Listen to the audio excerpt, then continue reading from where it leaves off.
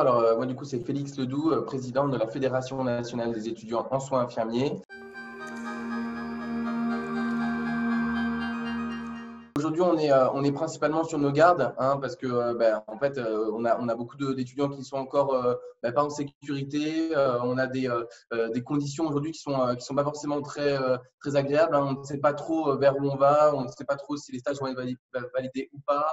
Certains vont en stage, certains ne vont plus en stage. Enfin, voilà, on a de grandes disparités sur le territoire, et donc effectivement, on reste sur nos gardes pour garantir la sécurité des étudiants, garantir le fait qu'ils puissent tous valider leur cursus de formation à la fin de l'année malgré la crise actuelle.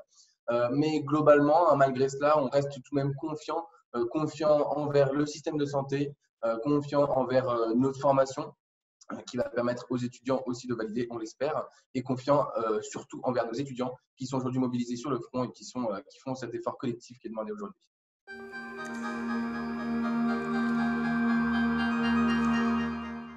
Nous, en fait, dès le début, on a déjà étendu les permanences téléphoniques, c'est-à-dire que on a un téléphone aujourd'hui, enfin un fixe, hein, qui est disponible du coup de 8h à 21h tous les jours, 7 jours sur 7.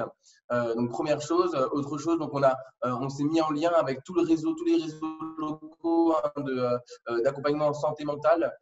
Pour que nos étudiants puissent les rediriger, hein, quand ils nous appellent et qui témoignent d'une détresse psychologique, qu'on puisse les rediriger vers ces structures-là, hein, de psychologues, etc.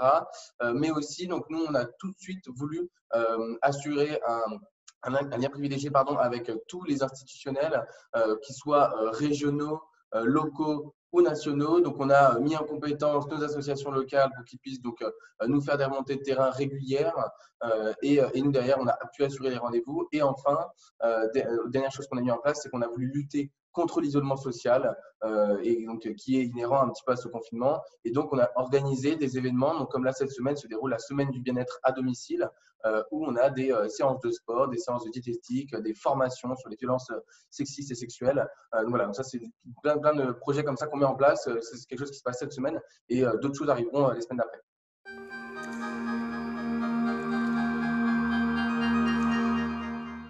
Du coup, pour la FNESI, il y a 3 priorités en sortie de crise. Donc, la première, c'est augmentation des quotas d'entrée en formation. Aujourd'hui, on le voit, on manque d'infirmiers, que ce soit en France ou dans le monde, hein, l'OMS l'a dit, 6 millions d'infirmiers qui manquent dans le monde. Donc, première action.